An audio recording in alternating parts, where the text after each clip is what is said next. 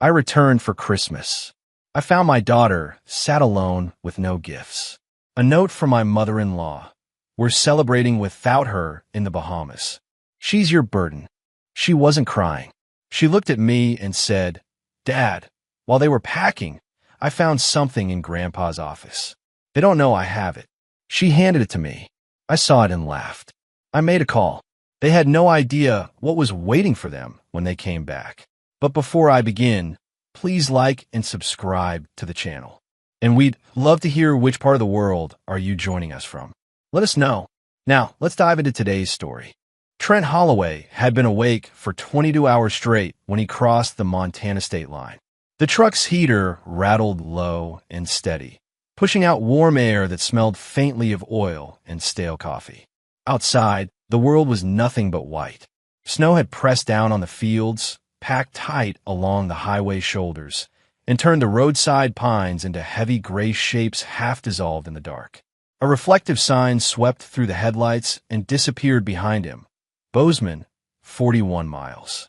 He rolled his neck, heard it crack, pressed a little harder on the gas. 6 weeks in North Dakota. 6 weeks of frozen ground and cracked knuckles and pipeline work that had no patience for tired. The kind of job that stripped everything down to function.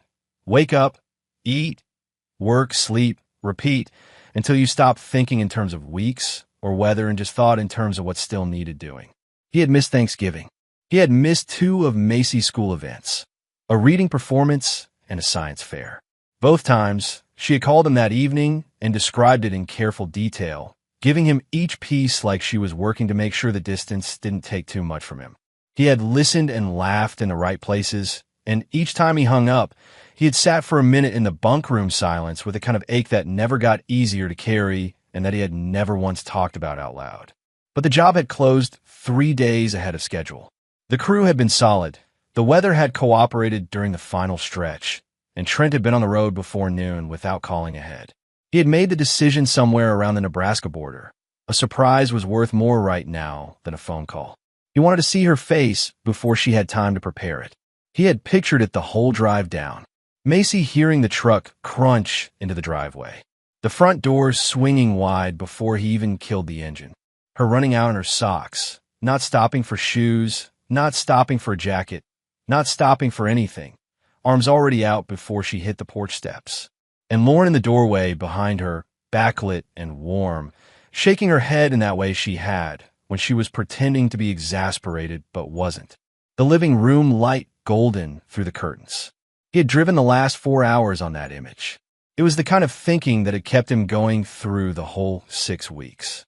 The kind of mental anchor a person creates when the work is hard and the distance is real and there's nothing to hold onto except the fact that there's something good waiting at the end of it. He was not a man who needed much. He had proven that across years of field work, of camps and temporary housing and meals eaten standing up in the cold.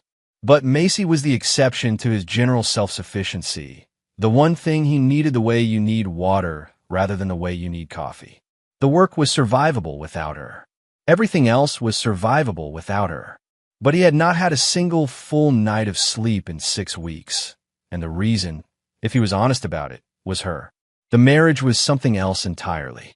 He had stopped lying to himself about that sometime around the 2nd year of the pipeline contracts. The quiet, steady recognition that what he came home to was less and less the thing he had married, and that the drift was not entirely explained by absence.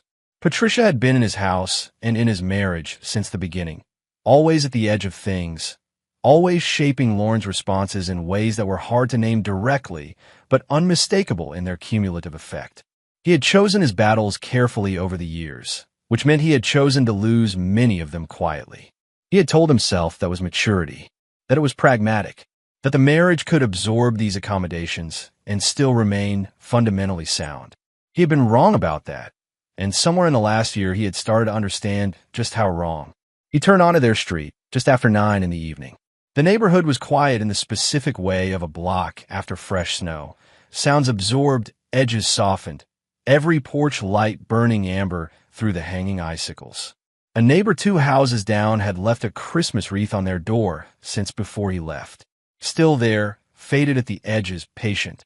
He slowed, and pulled into the driveway. The house was dark, not the dark of people who have gone to bed early and let the room settle. A different kind of dark, something closed and withdrawn, the darkness of a place that has not been occupied in days. No light around the curtains. No flicker from the television. Even the small lamp Lauren kept burning on the side table in the living room, the one she called her way home light, a habit she had kept for the full 11 years of their marriage, was off. Trent sat with the engine ticking as it cooled. He looked at the front door. He told himself it was fine. They had probably gone to bed early. The lamp bulb had probably burned out. He reached for his bag on the passenger seat. His boots hit the driveway and sank into 3 inches of undisturbed snow. Clean surface. Not a single tire track coming in. Not a single footprint going out. The snow was not fresh. The surface had started to crust, and the edges of the flakes had merged into each other in the way that took at least a day, maybe 2. He stopped walking. He stood there in the dark and the cold with his bag in his hand and looked at his own front door, and the image he had been driving toward for 4 hours dissolved quietly, without drama. He put one foot in front of the other and moved toward the house. The front door was unlocked. A low current moved through him that he did not let reach his face. Lauren always locked that door. It was a habit pressed in her by years of her mother's consistent voice, Patricia's particular brand of caution that touched every small decision in the household like a thumb pressing a thumbtack home, whether or not the thumbtack needed pressing. The door being unlocked meant either something was wrong or nobody had thought about it on the way out. He was not sure which one troubled him more. He pushed the door open and stepped inside and stopped moving. Cold. Not surface cold. Not the kind that builds up overnight when the heat gets turned low. This was a deeper cold. The cold that accumulates over days when a house sits without movement, without cooking, without anyone running the taps or opening doors. The kind of cold that works its way into the walls. He could see his breath for just a moment before the air around him slowly equalized. He stood still, listened. Nothing. No television. No footsteps. No hum of daily occupation. And then, from the living room, small and careful, "I'm here, Dad." He moved toward it. She was on the couch, tucked under the decorative throw, the white and gray one Lauren had bought, because it looked good draped over the armrest and photographed well, the kind of blanket meant for aesthetics rather than actual warmth. Macy had her knees pulled up to her chest and her hands folded in her lap. The room was almost dark except for the pale ambient light filtering in through the snow-covered windows. She looked at him when he came through the doorway, and she was not frightened and she was not crying. She looked at him the way someone looks at a person they have been waiting for, not desperately, but with relief, the specific relief of a child who has been managing something alone and can now stop. That expression on an 8-year-old's face was the most disturbing thing he had ever seen in his life. Not because it was hysterical, because it was composed. He crossed the room in 3 steps and crouched down in front of her. He put his hands on her knees and looked at her face in the faint light. Her cheeks, her lips, the color in her eyes. "Hey." He kept his voice low and even. "Talk to me. Where is everyone?" "They went on a trip," she said. She said it the way she might have said it was cold outside, or that school started at 8. A fact. Just a fact. What trip? Where did they go? The Bahamas. She shifted slightly under the blanket and looked down at her hands. "Grandma said I just slow them down." He stayed crouched there for a moment, holding that sentence in his chest.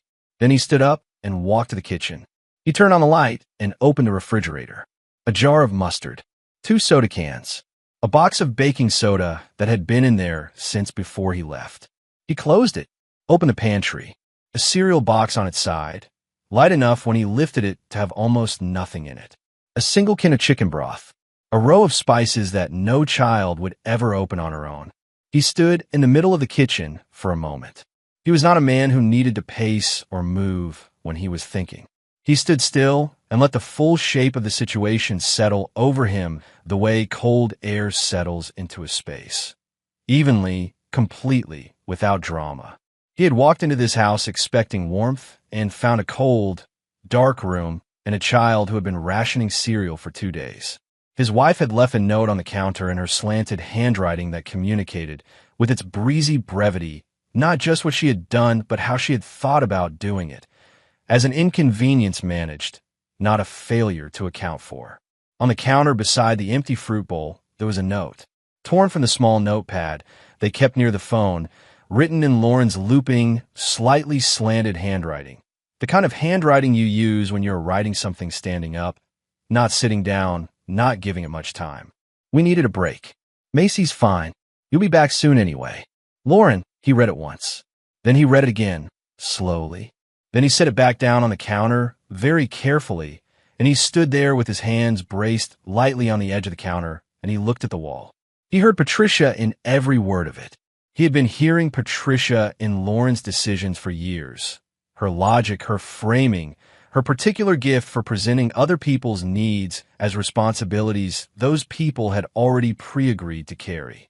Patricia Doone had spent her entire adult life deciding what was necessary and then informing everyone around her of the decision after the fact, with the serene confidence of someone who has never been seriously held accountable for the gap between what she said and what actually happened. Lauren had grown up inside that system and had come call it good judgment.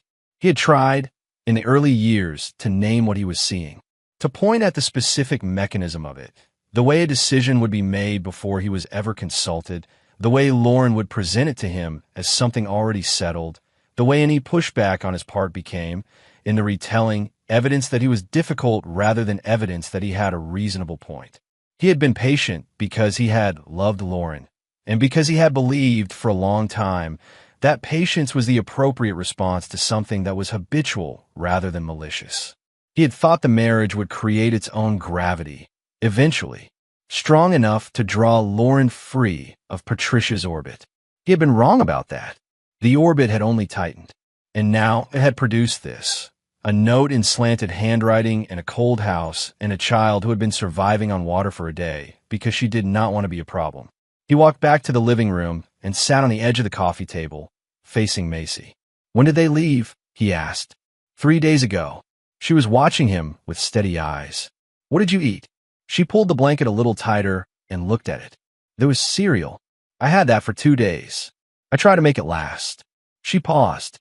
Then it ran out. Then what? Water. She said it simply, without complaint. The way she said it was what hit him hardest. The matter-of-factness of it. The absence of self-pity. I didn't want to call anyone. I didn't want to make trouble for anyone. He sat very still for a moment. He was aware of something happening in him that was not like anger, though it was born from the same place anger came from.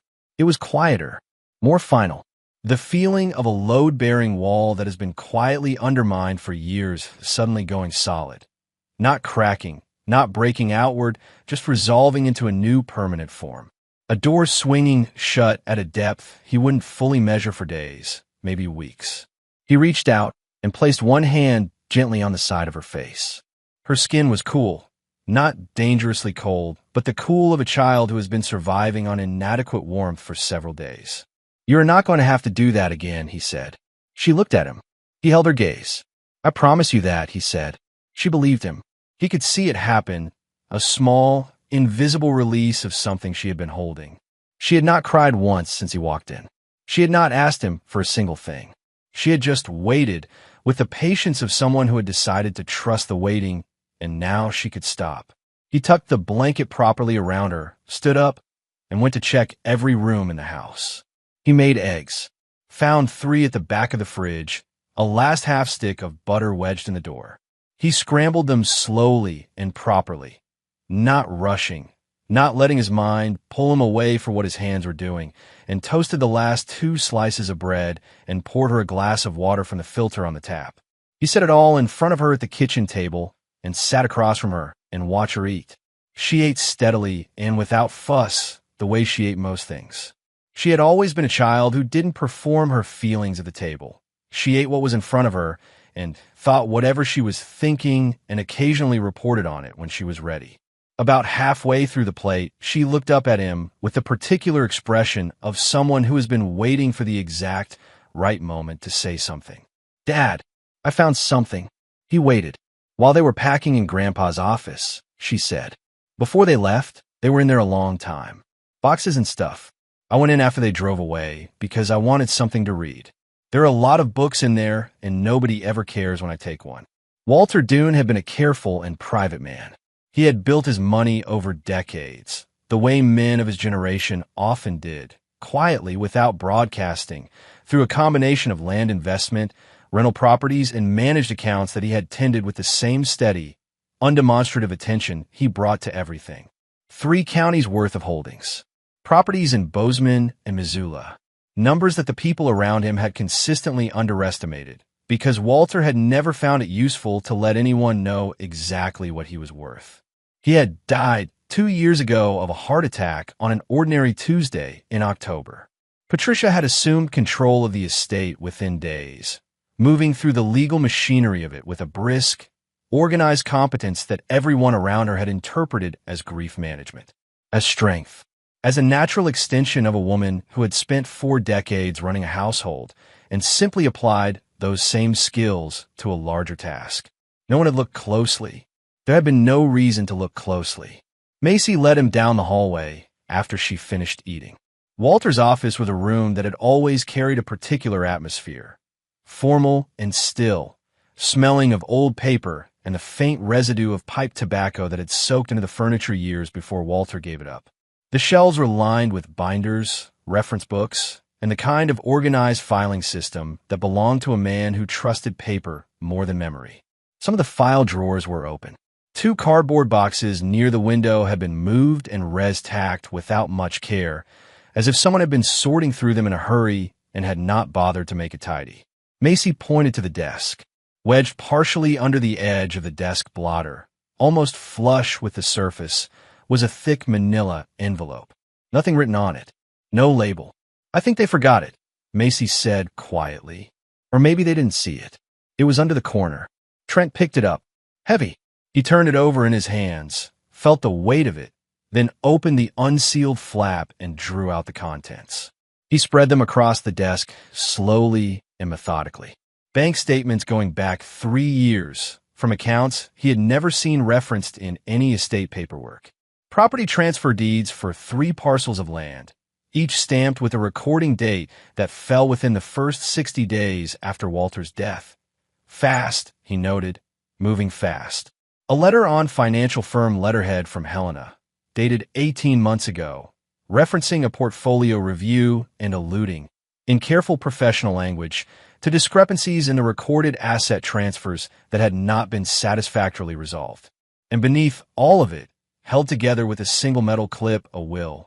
He recognized the format immediately. He had seen a copy of Walter's will during the weeks following the funeral.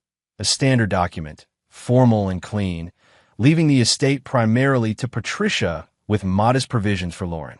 A document everyone had accepted without question, because there had seemed to be no reason not to, and because Patricia had moved through the process so smoothly and efficiently that questioning it would have felt like an insult to a grieving widow. This document had the same letterhead, the same legal language, but the date was 14 months earlier than the version that had gone through probate, and the terms were completely different. He read it once, quickly. Then he set it down and read it again, more slowly, not because he had missed anything, but because he needed to let it settle. The estate, the properties, the managed accounts, the majority of what Walter had spent his life building, was to pass into a trust established for Macy's benefit, to be administered until she turned 25.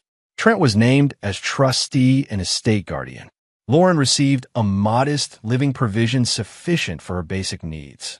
Patricia received her personal property and the family home she had been living in for 30 years. Nothing more. Walter had known something. He had not said it to anyone, as far as Trent could tell. He was not a man who aired his concerns or made announcements. But he had seen something in the women who lived closest to him, something he had decided he could not leave unaddressed, and had done the only thing available to him. He had written it down, signed it in front of witnesses, and left it to the law to carry. Trent stood in that room for a long moment, holding the will in both hands. He let out a short, dry sound, not quite a laugh, but related to one. The sound of understanding arriving late, of pieces that had been scattered across years suddenly settling into a shape that seemed, now, to have been obvious all along. Patricia hadn't brought her daughter and her grandchild's father's absence and all her careful logistics to bear on the Bahamas trip because she needed a vacation. She had come to this office to finish what she had started in the weeks after Walter died, to make sure that every piece of paper that could undo what she had done was gone. And she had found everything she was looking for except this. This she had left behind. He looked toward the doorway. Macy had already gone. He stacked the documents carefully, returned them to the envelope, and tucked it under his arm. He turned off the office light, walked to the kitchen, and sat down at the table. He took out his phone. The attorney he called had handled a property boundary dispute for him 3 years ago and was known around Bozeman as someone who did not get excited or verbose unless the situation required it. When Trent laid out what he was looking at, briefly, specifically, without editorializing, there was a silence on the line that lasted a full 5 seconds. "Don't touch anything else in that room," the man said. "Don't photograph anything and don't send it anywhere. Bring the whole envelope in at 8 tomorrow morning." "I'll be there," Trent said.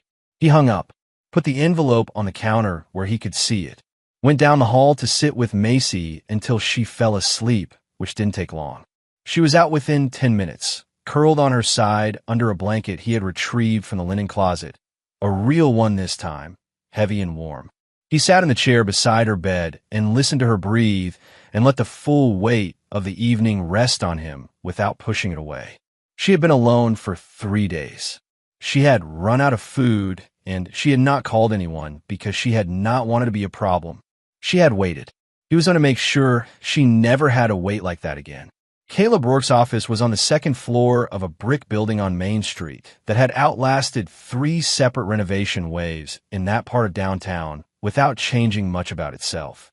The carpet was old and the furniture was solid, and the man behind the desk looked like he had been constructed for exactly this kind of room. Broad across the shoulders, unhurried, with a listening quality about him that made you feel as if every word you said was being accurately filed rather than merely heard. He read through the documents for a long time without speaking.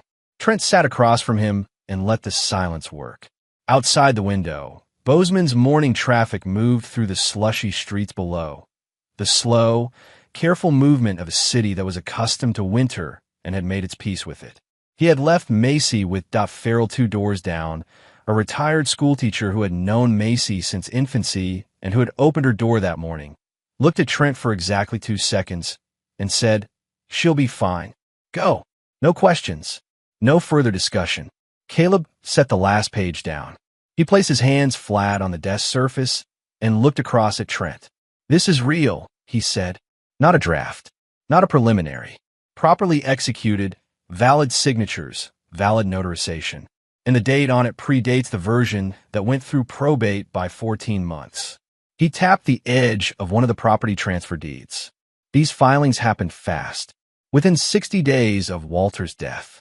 In my experience, that's not how an estate settles naturally. That's how it settles when someone is moving deliberately.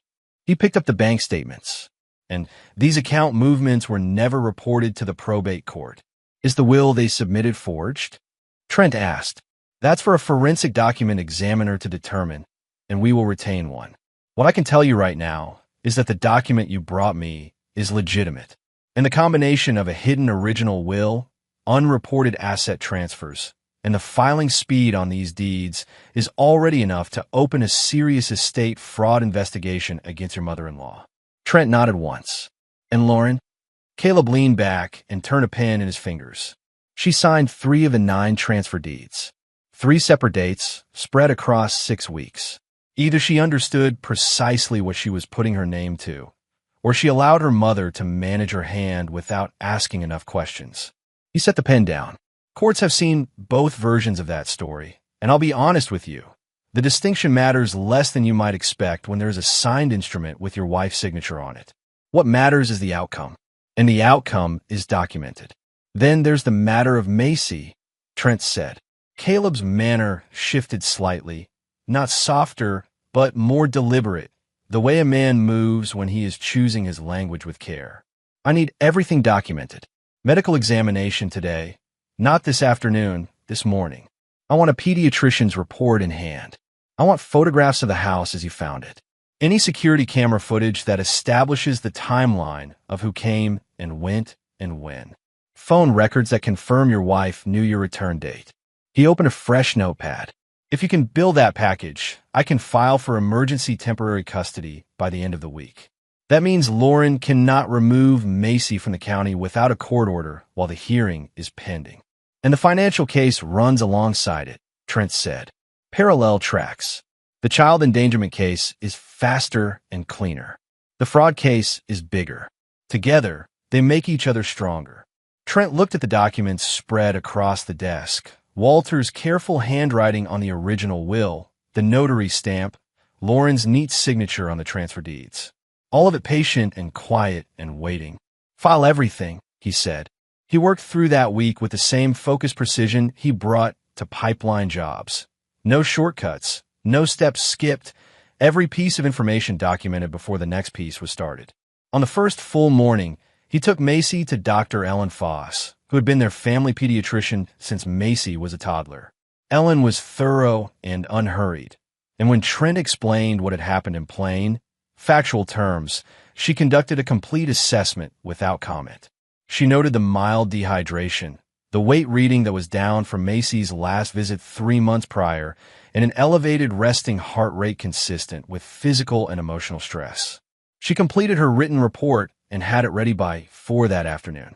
That evening, Trent sat at the kitchen table with his laptop and pulled the security camera footage from the cloud account it automatically uploaded to.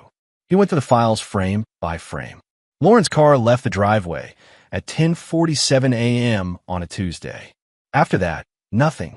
3 days of footage with no vehicle returning, no figure at the front door, nothing passing through the camera's field except wind and blowing snow. The timestamp ran clean and unbroken. He printed the summary and the key still frames. Then he pulled their last full text exchange, going back 2 weeks. The message in which he had written 2 more weeks at least carried a red receipt. Lauren had seen it the morning it arrived.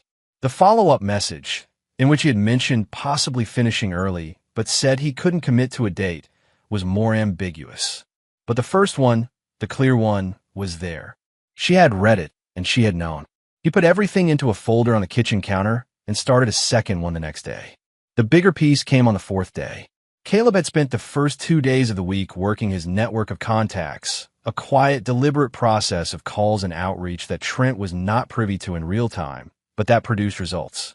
One of those calls reached a man named Douglas Hart, who had served as Walter Dune's personal financial advisor for 11 years before Walter's death and was retired now in Billings.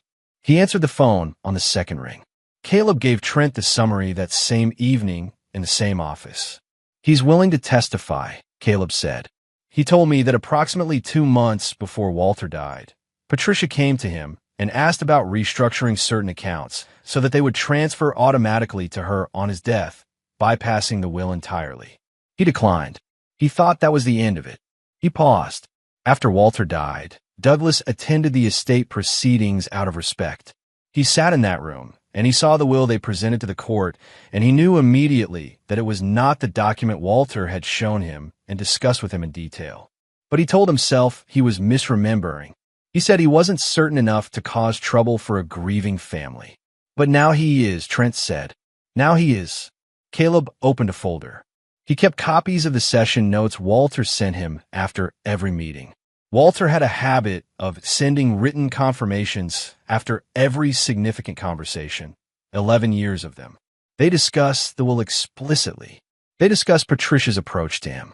They discuss Walter's decision to restructure the estate in Macy's favor and his reasons for it, which he apparently laid out in writing with considerable clarity. Caleb looked at Trent. Walter knew what Patricia was likely to do after he was gone. He built as much of a paper trail as he could. He just wasn't able to make sure the right document survived. Trent thought about Walter for a moment. He had never been particularly close with the man. Walter was contained and formal, the kind of person who kept his internal life well behind the perimeter of what he was willing to say in company. But he had paid attention. He had watched the people closest to him with the patient, private attention of someone who was taking stock. And when he had seen enough, he had done the only thing within his power. He had written it down. He had made it legal. and he had trusted that the paper would outlast the deception surrounding it. He had been right, just not in the way he had probably planned. Lauren signed 3 of the transfer deeds, Trent said. 3 of 9 across 6 weeks. Hart's testimony doesn't address Lauren's specific knowledge. Patricia ran the executor function, and Lauren wasn't always present for the transactional work. But the signatures are there, and the dates establish a pattern. It wasn't a single momentary confusion. Then we have everything, Trent said. Caleb looked at him across the desk. We have more than enough. He waited until all of it was confirmed and secured. The medical report, the camera footage, printed and annotated. The real will, now with Caleb's office, and submitted to the forensic examiner, whose preliminary finding had come back in 48 hours. The document was genuine, and the signatures matched Walter's verified handwriting from multiple independent reference samples.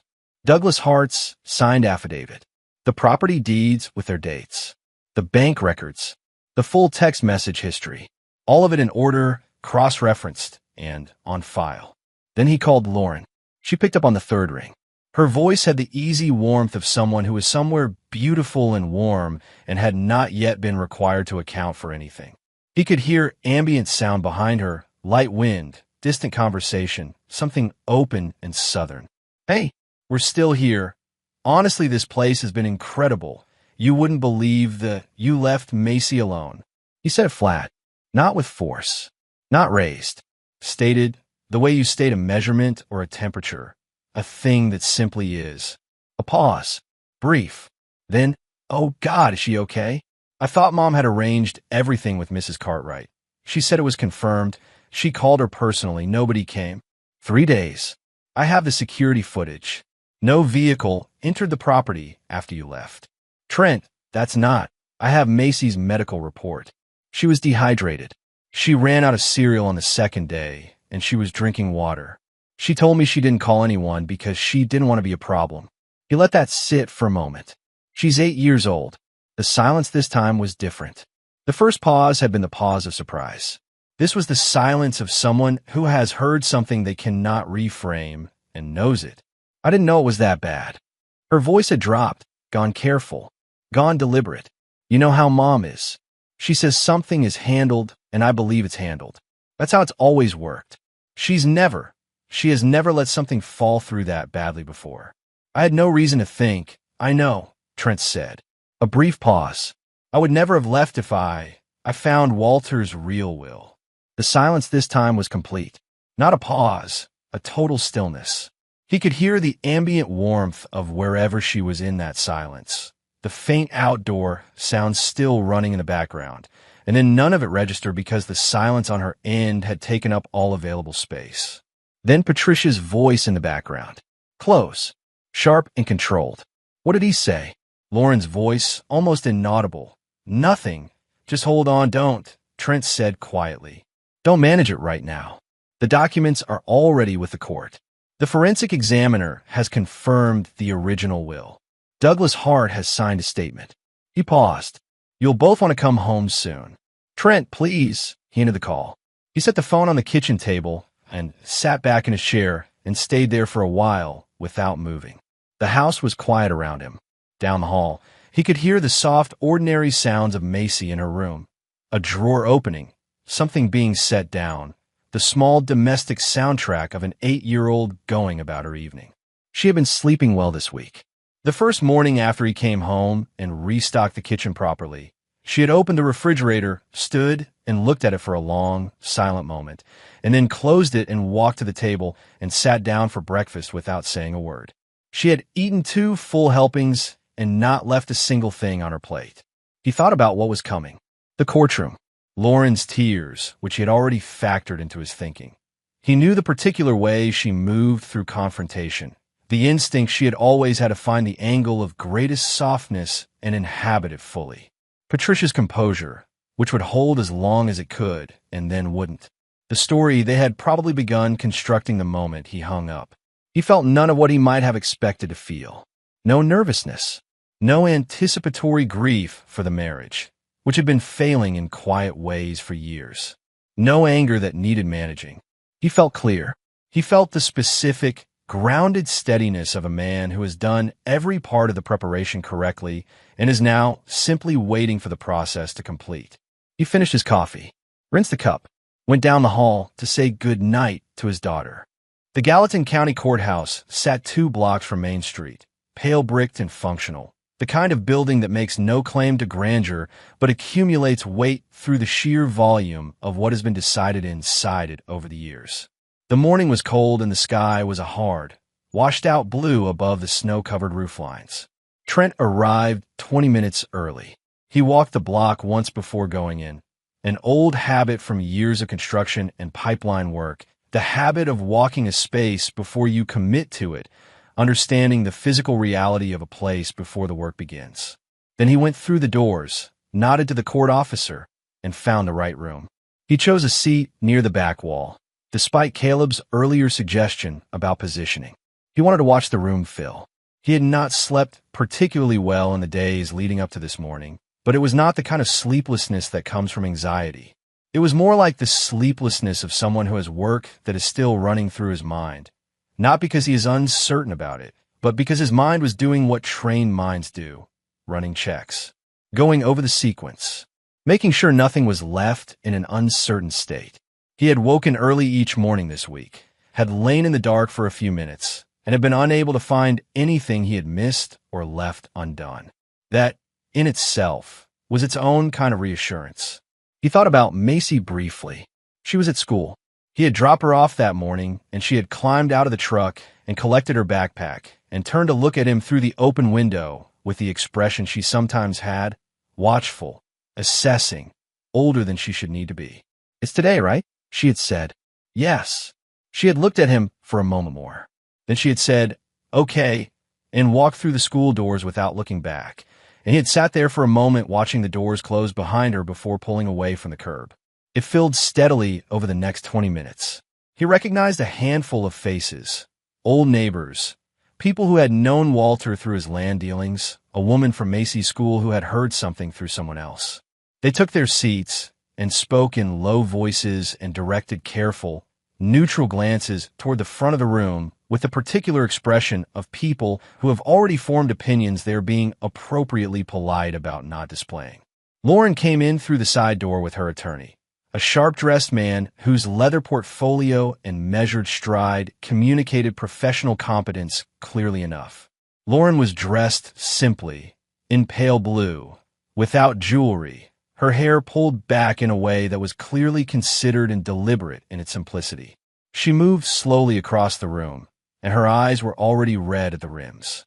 She sat at the defense table, folded her hands flat on the surface, and kept her gaze down. Patricia entered 2 minutes later. She walked the way she always walked into any room she expected to have authority over. Chin up, pace measured, the unhurried movement of a person who has always been the one setting the terms of any space she entered. But Trent read her in the first 3 seconds. A tightness around the eyes that was not grief, but active suppression, a jaw held 1 degree too deliberately, a stillness in the hands that was not relaxation, but its opposite. She sat beside Lauren and leaned in and said something brief and low, and Lauren gave a small, barely perceptible nod without looking up. The confidence was still present, but it was being managed now rather than simply felt. That was new.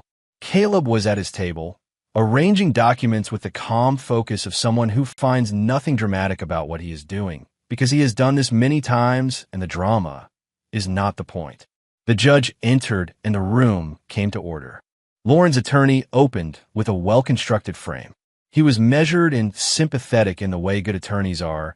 He acknowledged the facts that could not be denied and built a careful emotional shelter around his client using the ones that could be shaped. He talked about the extended absences, the pipeline contracts, the pattern of a marriage in which one partner carried the weight of daily life while the other worked across state lines.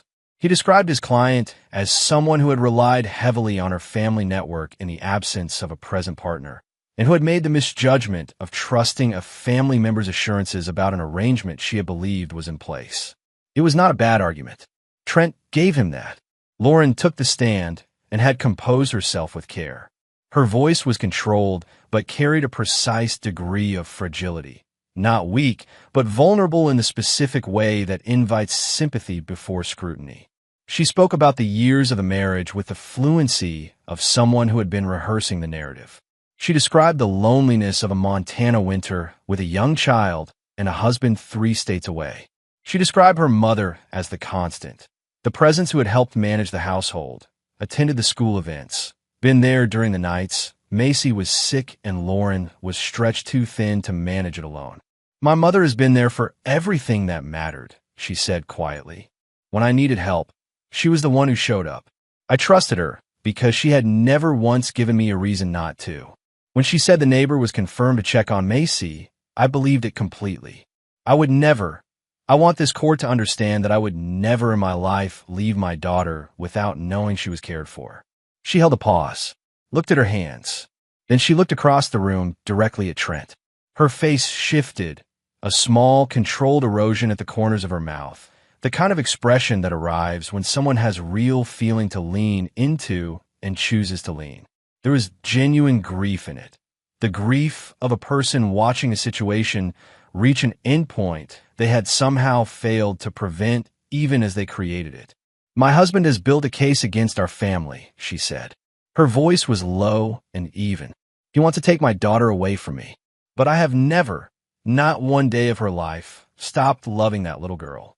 Not for 1 hour. The room absorbed it. He could feel the slight, collective adjustment, people recalibrating, weighing what they had just heard against what they already thought they knew. The particular breath-holding that happens when one version of a story is presented well enough to create real uncertainty about the other one. Trent sat with his hands folded in his lap and his face neutral. He did not look at the people in the seats behind him. He did not react. He had expected every note of this, every calibration. He had watched Lauren move through difficult conversations for 11 years, and the instinct was always the same. Find the position of greatest softness, inhabit it fully, redirect the narrative toward her own experience until the other person starts wondering if the problem is actually themselves. She was not lying in the simple sense of fabricating things that hadn't happened. She was arranging what had happened so carefully that the most important parts became invisible. It almost worked. He could feel the moment when it almost worked. Then Caleb stood. He did not raise his voice. He moved through the evidence with the unhurried patience of a man who has learned that facts do not require performance. They require order, clarity, and the patience to present them without getting in their way. He started with the abandonment. He produced the security camera summary, a printed timeline with still-frame captures attached, showing Lauren's vehicle leaving the driveway at 10:47 a.m. on a Tuesday and not returning for 5.5 days. He walked the judge through each frame, the empty driveway, the unbroken snow surface, the absence of any movement at the door across 3 full days. He presented Dr. Foss's written report, mild dehydration, below baseline weight, elevated heart rate, and the physician's documented opinion that the child had gone without adequate nutrition for a minimum of 40 to 48 hours. He noted the medical findings were consistent with the child's own account that she had been without food for over a day. He read Lauren's note into the record. Flat, word for word. We needed a break. Macy's fine. You'll be back soon anyway. He let the words sit in the air for a moment before he moved on. The way you let something rest after you've set it down so that people understand you're not rushing past it. Then he moved to the financial record. He placed the authenticated original will on the table, confirmed by 2 independent forensic document examiners as predating the version submitted to probate by 14 months. He walked the judge through the property transfer deeds one by one, identifying Lauren's signature on 3 of them, noting the dates and the 6-week interval across which they had been signed. He produced the bank statements and traced the flow of assets in clean, sequential terms, where the money had originated, where it had moved, and the fact that none of those movements had appeared in the probate court filing. Then he placed Douglas Hart's affidavit on the table. He summarized it in plain language. Walter Dune had revised his estate plan deliberately and documented the reasons for doing so. His wife had attempted to redirect those plans before his death, had been refused, and had proceeded through different means after his death. The will submitted to probate did not reflect Walter's actual intentions as documented across 11 years of detailed advisor correspondence. The original had been concealed. The room had gone genuinely still. Lauren's face had been changing since the moment Caleb stood, a slow process of erosion. Not a single crack, but a gradual settling, the way something fails when the structure beneath it is undermined piece by piece. By the time Caleb laid down the affidavit, she was no longer looking at the judge. She was staring at the table in front of her, and her attorney was still beside her, and Patricia, across the room, had gone to somewhere beyond the reach of what was happening in it. Her spine was straight. Her face was locked, but the confidence was gone from behind her eyes, replaced by something that looked less like composure and more like the absence of available options. "I didn't understand what I was signing," Lauren said. It came out low, directed at the table rather than the room. The statement of someone who needs to say something, even if no one responds. Caleb looked across at her, not unkindly, but without any yielding in his manner. "You signed 3 separate instruments," he said quietly, "on 3 separate dates, each more than a month apart. Each document contained a summary of its purpose on the first page. In plain language." He held one of the deeds up briefly. "You understood enough."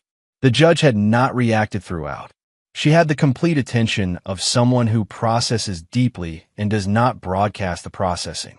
Caleb paused, and Trent recognized the quality of that pause. They had talked about this in the office the day before, and this was the pause that came just before the last thing. "Your Honor," Caleb said, "I'd like to present one final piece of evidence." The court officer brought a laptop around and positioned it toward the bench. The room shifted forward by a degree. Trent had installed the indoor camera about 8 months ago, tucked up behind the books on the highest shelf of the living room after he noticed that small things had been disappearing from the house. A watch he couldn't find, some cash from the bureau, a bracelet of Macy's that turned up later in an odd drawer. The camera had never captured anything useful for that particular concern. He had largely stopped thinking about it, until the night he came home and walked through every room in the house methodically and remembered that the cloud account was still running. He had sat at the kitchen table that first night with his laptop, going through weeks of automated uploads. Most of it was nothing. Macy watching television by herself. Macy eating cereal at the coffee table in the early afternoon, feet dangling. Trent had felt a quiet, heavy ache watching that.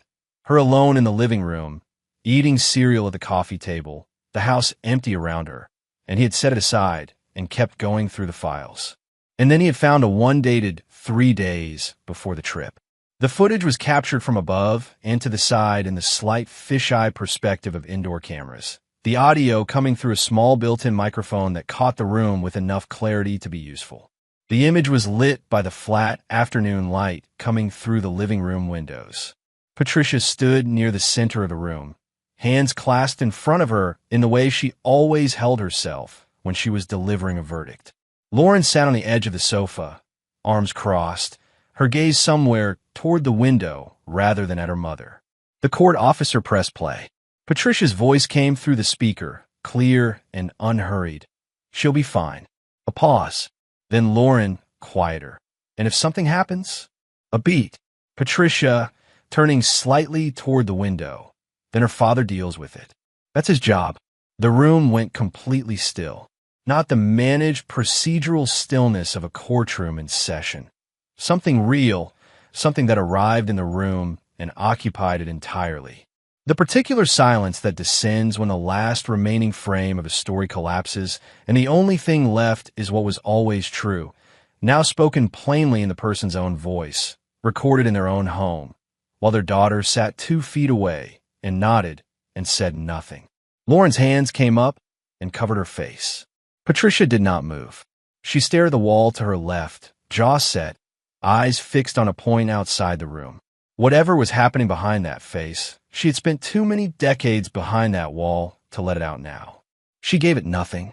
She sat inside her composure the way a person sits inside a structure they know has been compromised, but will not leave until they are required to. Lauren's attorney leaned toward her and said something low. She did not acknowledge it. Caleb gathered his papers and sat down. Trent looked straight ahead and said nothing. The judge took 20 minutes. When she returned, she moved through the rulings with the precise, unhurried manner of someone who has already made the decisions and is now simply stating them. On the matter of custody, immediate and full transfer to Trent Holloway, effective at the close of proceedings. Lauren Holloway's access to the minor child was placed under supervised conditions pending the resolution of the pending criminal charges. On the matter of the marriage, the divorce petition already on file was granted. The court recommended mediation only in matters relating to the child's formal custody schedule and only following the resolution of the criminal proceedings. On the financial matter, all identified documents were referred to the district attorney's office and the county probate court for a full estate review. The assets identified as improperly transferred were to be frozen pending that review. The court's preliminary findings stated that significant fraud had likely occurred and referred both Patricia Doon and Lauren Holloway for formal criminal charges: estate fraud, falsification of legal documents, and procedural deception of the probate court. The child endangerment charges, filed the previous week through County Child Protective Services, were confirmed and entered to both women's records. The court officer moved first to Patricia. She stood when required. She held her wrists steady and submitted to the process with the formal, deliberate stillness of someone performing composure as a final act of self-definition. No outburst, no argument, no expression directed at anyone in the room. She walked out with her spine straight and her eyes forward, her face a closed door. She did not look at Trent. She did not look at Lauren. If there was something collapsing behind those eyes, she had spent too many years behind that particular wall to let it out now, and she was not going to let it out here. Lauren was different. When the court officer approached her table, she was already coming apart. She rose unsteadily, one hand briefly on the table's edge, as she turned toward the room and found Trent across it. He held her gaze without flinching and without expression. He gave her nothing, not cruelty, which would have cost him something, and not softness, which she had not earned. He simply looked at her the way you look at the result of a series of choices that belong entirely to someone else. "Please," she said. The word came out stripped of context, directed at no one. Just the word itself, loose in the air, looking for something to land on. She was still talking as the officer led her through the side door, still reaching for the version of the story in which she was the one who needed to be understood, still explaining the way she had always explained, not lying exactly, but arranging, searching for the angle of the narrative that would turn this into something she could survive. The door closed. Her voice stopped. The room exhaled. Caleb came to stand beside Trent, and they walked out together without hurrying. The afternoon outside was cold and sharp and very quiet. The sky the luminous pale gray of a late winter Montana afternoon. Traffic moved along the block below. A snow plow turned at the far corner and ground its way up the street. "Estate transfer hearing in about 6 weeks," Caleb said. "Should be straightforward, given the record at this point." "Good," Trent said. Caleb glanced at him. "You doing all right?" Trent thought about it honestly. "Yeah," he said. "I am." They shook hands. Caleb went back inside. Trent walked to his truck, started the engine, and drove home. He stopped at the grocery store on the way. He filled a cart without a list, working from memory. The things Macy liked, the things that had been absent from that refrigerator when he came home. He was deliberate and unhurried about it, the way he was deliberate and unhurried about most things. A man who had just come from a courtroom where the last chapter of a very long and damaging situation had been formally closed, buying groceries, because dinner still needed to happen. Because the ordinary things did not pause for the extraordinary ones, and he had always found more comfort in the ordinary things anyway. He thought about the call he would need to make to Macy to tell her he was on his way home. She was at Dot's again today. He had explained enough to Dot without explaining everything, and Dot had understood enough without needing everything. That was the specific social intelligence of a woman who had spent 30 years teaching children. The ability to read a room accurately and respond to what was actually needed rather than what was technically asked. He thought about what came next. The estate proceedings. Caleb's 6-week timeline. The matter of Macy's life going forward. her schooling, her stability, the gradual process of a child who has absorbed a significant disruption, working her way through it at her own pace. He was not a man who needed to plan everything, but he was a man who needed to know where the next step landed before he put his weight on it. And the next step was clear: home, dinner, tomorrow morning. The day after that, he loaded the groceries into the truck and drove home through the last of the winter afternoon. Weeks passed. The criminal proceedings moved at the pace they always moved when the evidence was extensive and well-documented, methodically, without drama, through a series of hearings and procedural steps that Caleb handled and summarized for Trent in brief weekly calls. Patricia's attorney filed motions that came to nothing. Lauren's attorney negotiated terms. Trent was informed of the outcomes and signed the necessary documents and did not attend any of the subsequent hearings. He had been present for the part that mattered. The estate hearing came in 6 weeks, as Caleb had predicted. The frozen assets were formally transferred into the trust. Macy's name was entered into the legal record as the principal beneficiary of her grandfather's real intention, the one he had documented carefully and trusted to survive, and it had, in the end, done exactly that. Walter's final act of care for his granddaughter had been validated in the same building where it had been undone, and there was something fitting about that, Trent thought, even if fitting was not the same as easy. He focused instead on the house. He shoveled the driveway every morning before Macy woke up, which became its own kind of ritual without his planning it that way.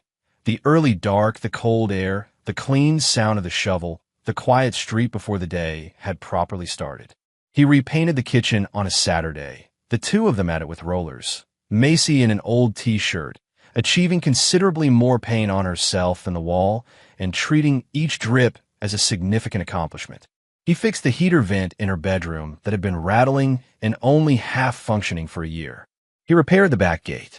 He replaced the broken shelf bracket in the hallway closet that he had been meaning to fix since March. He worked through the house systematically the way he worked through any job. Not in a rush, but steadily, each thing handled properly before moving to the next. Macy, for her part, had come back to herself gradually and completely. She ate well.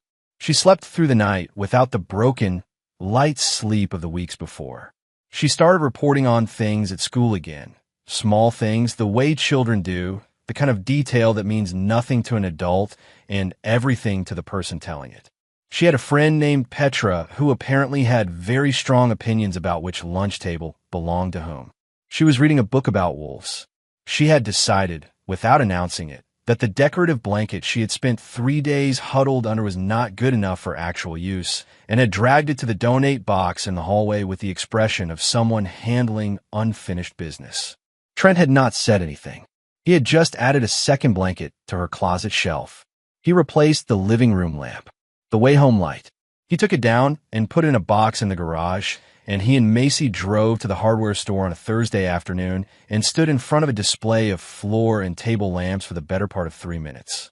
She had moved methodically along the row, reaching out to touch each one in sequence, considering each with the focused expression she brought to decisions she took seriously.